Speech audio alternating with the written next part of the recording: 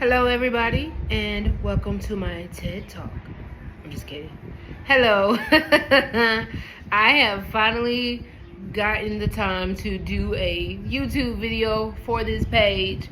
It is so much easier to just make a video and post it on TikTok, but we want to use YouTube to create longer videos, different content, and also to kind of highlight my transition from the States to Ghana, and also to kind of educate and show a different view of Africa, especially West Africa, because we know the media, what they show us. They show us the babies that you can feed this child for 10 cents a day with the flies flying around them. And looking back on that, it's so inappropriate. As a kid, I kind of thought it was weird, but as an adult, it's super weird. But we know it's media propaganda. They did not want us to see the potential here in Africa, even though they know the potential because they are over here. We have Indians here, Chinese, Caucasians. They are over here. They have put boots on the ground to create businesses here and take that money back to their economy. So I've always for a long time wanted to educate people on Africa. I have a friend, a really, really good friend. Her name is Josie. Maybe about 2018, we were trying to create a YouTube channel and be able to highlight and show people Africa that is not what the media shows us. She's from Kenya, so she knows firsthand how it is living in Africa. Even one day we went to Piedmont Park in Atlanta. I'm originally from Albany, Georgia, but I lived in Atlanta for almost 8 years. But we went to Piedmont Park asking people when they hear Africa, what do they think about? And they said Lion King, safaris. The only people who said they think of wealth and money and resources were the white people. It's us that were like, oh, Mufasa, Simba. Come on now, really? That's all? So I want to educate people that this is not Lion King, okay? It's not. All right. So you guys are here. Like I stated, we are going to do more content, longer content, so we can help people to transition or to visit here, or whoever wants to learn about Africa, West Africa. This is the channel for you. And excuse me if I start rambling. I went to school for communication, but it's something about being in front of this camera and trying to figure out what to say. And the more I do videos, the better I get. And I even did theater, so I'm really surprised at myself. But on this video, I want to talk about the reasons I moved to Ghana, the challenges and difficulties I have faced with being here. I have been in Ghana for almost a month now, maybe 4 days shy of a month.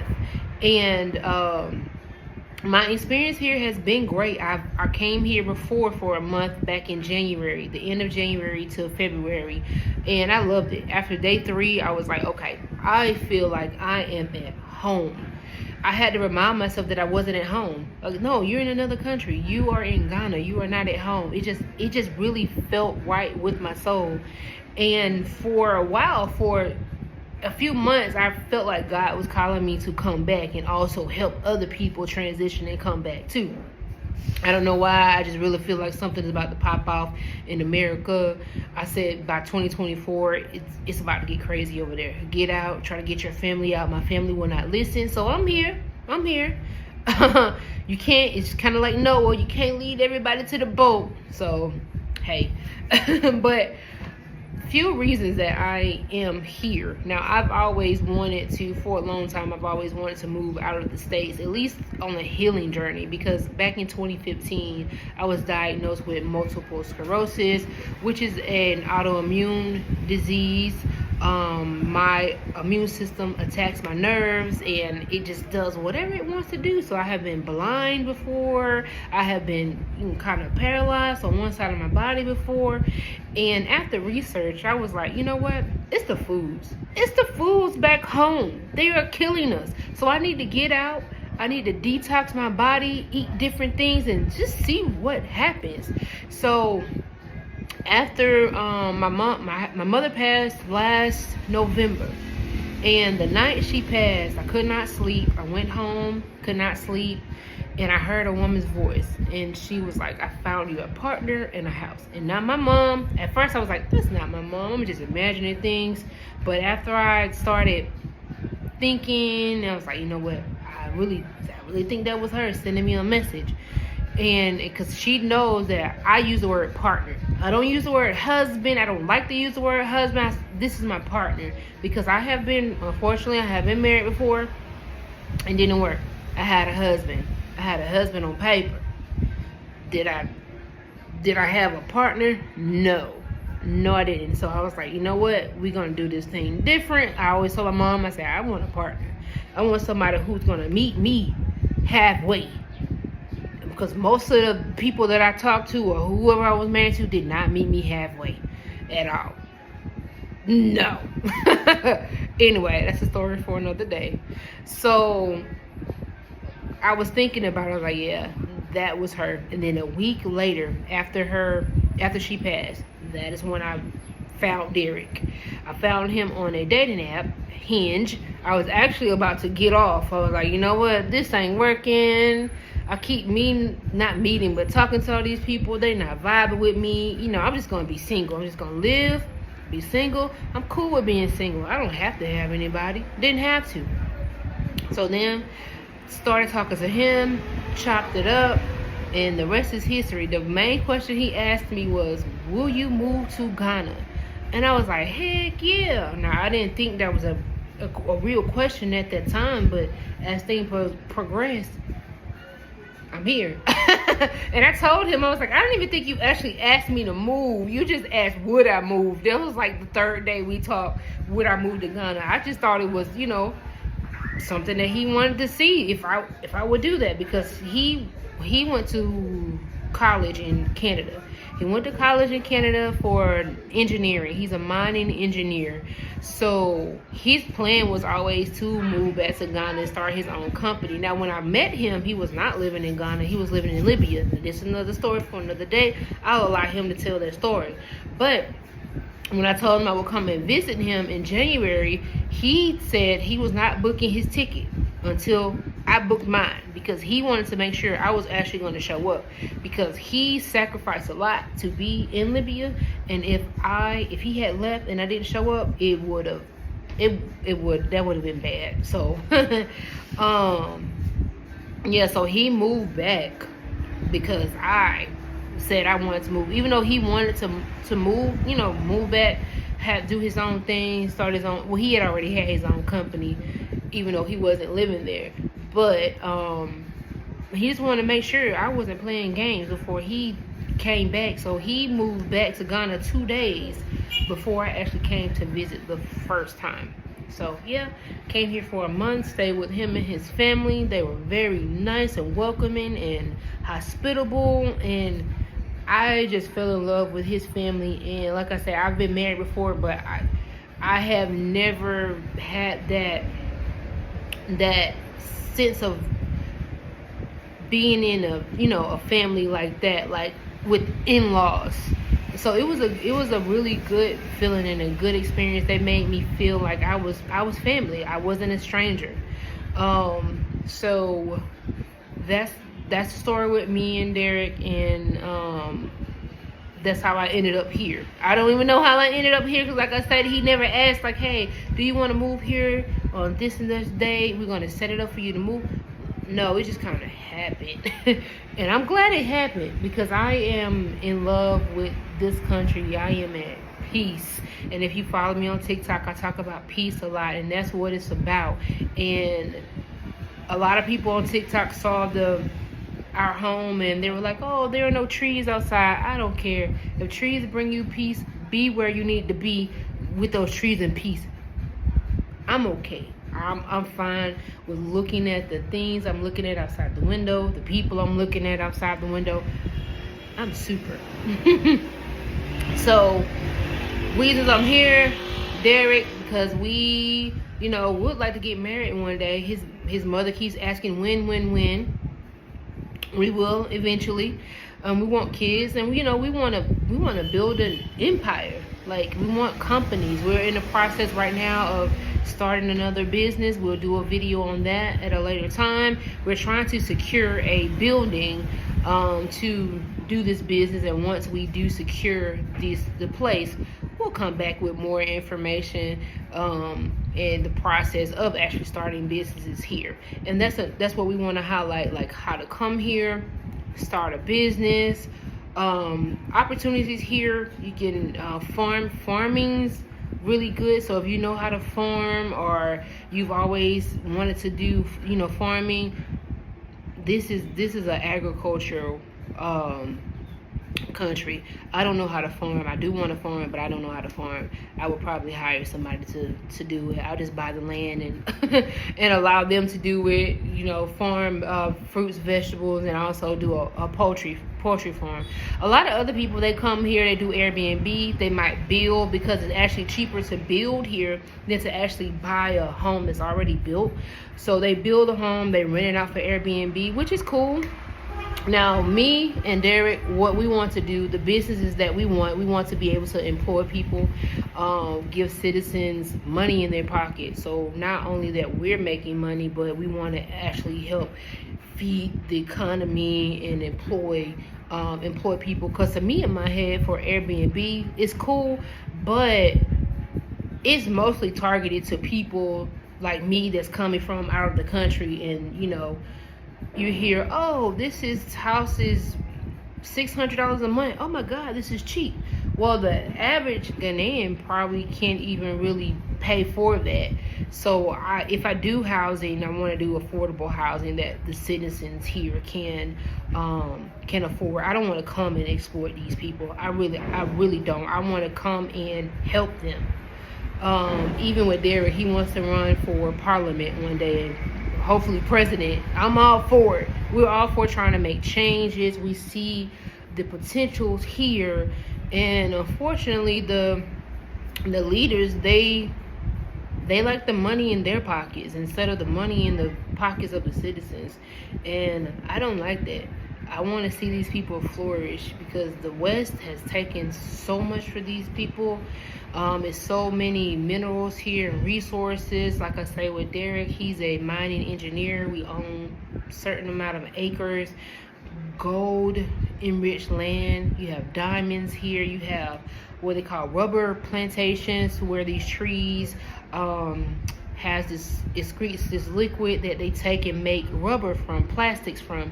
And I know there's an Indian company that's here that we actually toured the first time I was here, and they take these materials, they get it from here, and then they send it back to their country to make whatever they're going to make. Then they resell it to the people here for more. And I don't like that.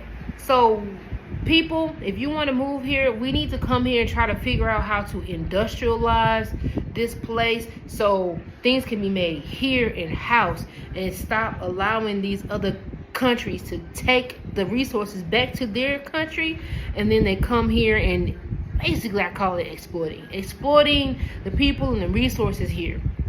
We have to put a stop to that. So I don't even know. I'm rambling. Hopefully I can cut and edit this. But I have a list. I have a list of things I want to talk about. So hold on. So the difference, okay, so I talked about the reasons I'm here. Now the differences and the challenges for me. The challenges for me, I don't have a car. I have a car back in the States. I have a Jeep Wrangler, which I have a company that's renting it out privately and on Turo. I tried to bring it here. My lien holder said I could. Even though I'm making payments, they said I could. The shipping company said no. They need the title. So because I'm making payments, I don't have a title. So a Jeep Wrangler will be great here, because if you have been here, you have seen the roads here. It is needed. I have big mud tires, so I would have just zoomed right past all these potholes that they have in the street. Even with Derek, he has a car, but his car is in Canada, so we both own cars. But it's expensive to ship here, because even clearing the fees at the port for my Jeep, it would have been about $8,000 US dollars, and that's not including shipping. So total, we would have paid about $11,000 with shipping my car here. And we were like, no, we can just take that money and buy something else.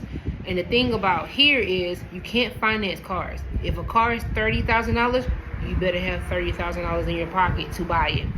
So reason why we don't have a car yet. We're trying to get situated. Like I said, we've only been here a few months, because he moved back in January and I just moved here. So we're trying to build up in order to get a car. And then we live so far out. We live far. We're in a mining town, and usually with mining areas is a very remote area. We live about 2.5 hours away from Accra. So we have to go into the city. We rent a car. His godfather owns a car rental company, so we'll rent a car at a discounted price, so we can be able to go into the city and to do what we need to do. Like, even in this town, there's not even a grocery store. The closest grocery store to us is about 20 minutes, which I just discovered, because I thought the closest grocery store was in Accra. And that's 2.5 hours away. There's a ShopRite in Accra, but there's a Melcom about 20 minutes away in the next town. So thank God, because there are certain things that I need that I can't get at these outdoor markets, because they usually have your meat, like the meat, like they're gonna chop it off the animal right there in front of you. But if I want fruits, vegetables, I'll get it from the market. But other things, I have to go to Milcom or ShopRite. The other difficulty for me is not having friends. I met a friend here, and when I was in Accra, very lovely, beautiful lady, but we live 2.5 hours away, and I don't have a car. So I'm kind of stuck at home watching YouTube, watching TikTok. He has friends, but they're male friends, and I'm not going to hang out with him, like with his friends like that, without him. So if his friends are not here with him, then I'm here by myself, because he's at work a lot. So that's a difficulty. The other difference is no AC. We don't have AC yet. Now, it is rainy season, so it's not as hot as it usually is, but it is about to get hot, and we will have to get AC unit or air conditioning unit, whatever it's called here. We have to. So right now, I'm relying on ceiling fans and the window being open. That's it. But like I say, it's not too hot right now. But soon, that will have to be a purchase, because your girl hot. And I'm chunky, and I attract heat. And I got a lot of hair. This is my hair, by the way. A lot of people think it's extensions, but this is my hair. 8 years. So, yeah, I'll be hot, but not as hot. When I came in January, oh my good God. And his parents did not have air. And that was hot. It was hot as good. It was hot. I was sweating in my sleep. Oh, also another thing, we don't have a washing machine. So I have to, now we do have a person down the street, we pay him to wash things, but such as like my, bras, underwear, I do that here, like in a bucket and air dry. So that's another difference. Now, would I recommend people moving here?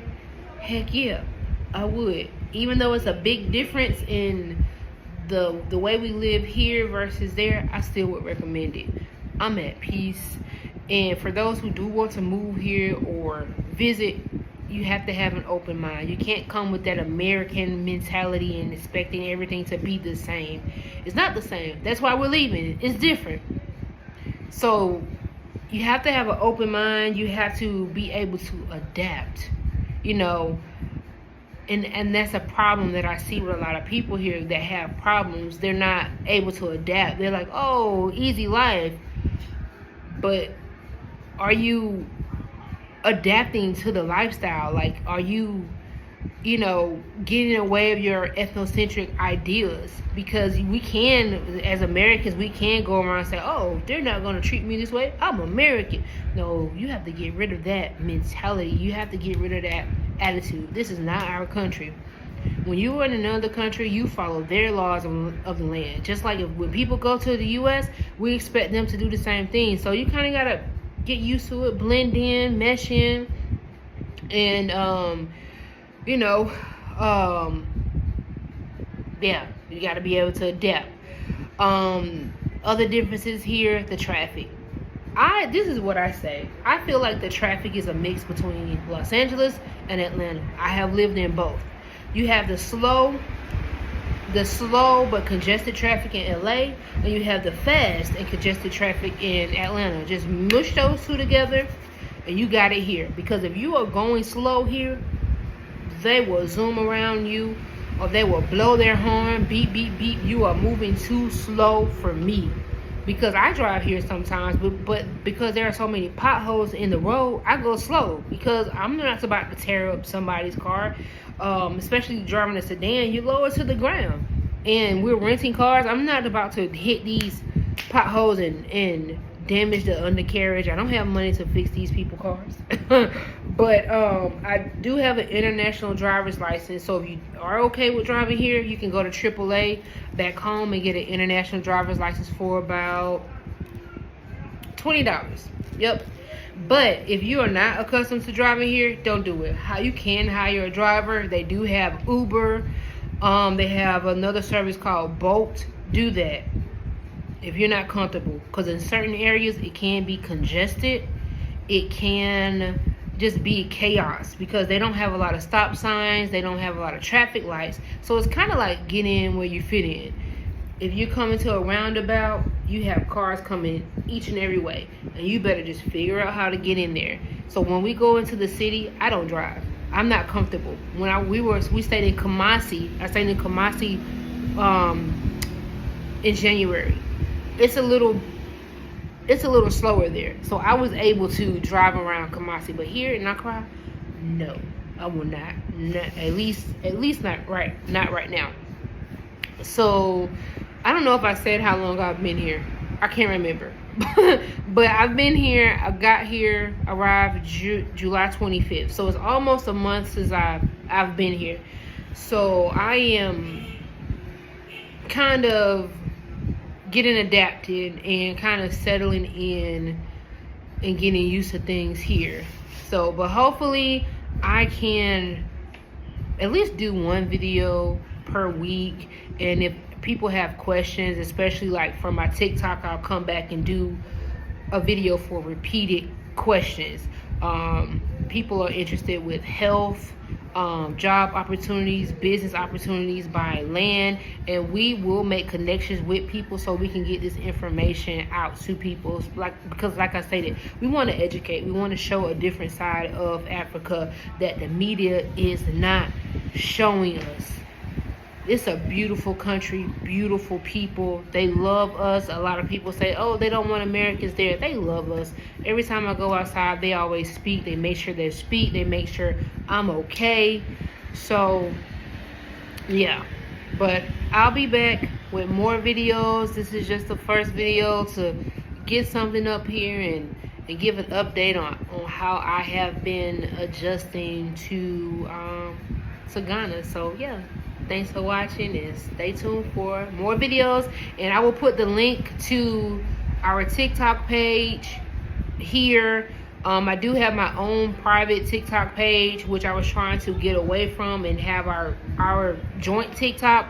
But there have been so many people that have followed my main page. I'm trying to figure out how to get everybody to shift over, because my main TikTok was for my 90-day fiance commentary and anything else. I didn't want to kind of mix it up, but you can follow both. You can follow this. Like I said, we will be back with more videos. Hopefully we can get in contact with some realtors, give people information on how they can buy land. I also do a video on the transition of what you need in order for, you know, visa, passport, shipping your things. I did ship my things here, some of my things. I shipped my mattress because if you've been here, the mattresses are totally different from ours. And I have a super duper great mattress that I only purchased about 8 months ago.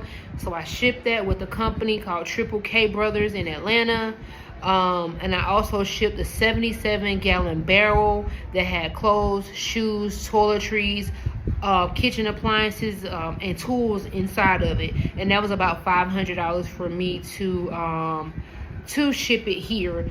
They came and picked up everything July 5th or 6th in Atlanta, and they stated that it will be at the port in Tema September 20th. So if you do the plan to move and ship your things, ship your stuff at least 2 months in advance so it can be here when you get here, because I miss my mattress. I cannot wait for it to come. My mattress and my blender.